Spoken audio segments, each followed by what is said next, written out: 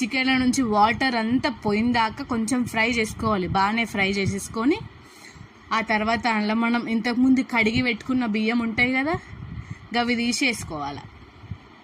గవి తీసేసుకొని మళ్ళీ మంచిగా ఒకసారి కలిపి తర్వాత ఎన్ని బియ్యం పెట్టుకుంటున్నామో వాటికి సరిపడంత నీళ్ళు పోసుకోవాలి. అలా నీళ్ళు పోసుకున్న తర్వాత కుక్కర్కి మూత పెట్టి విజిల్ రానిచ్చేదాకా ఆగాల.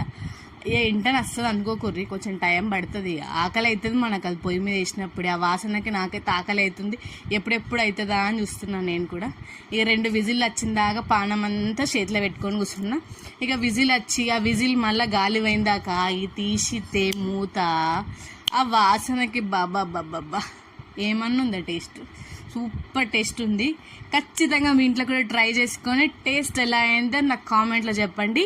అట్లనే నా ఛానల్ని సబ్స్క్రైబ్ చేసుకోండి. టేస్ట్ మాత్రం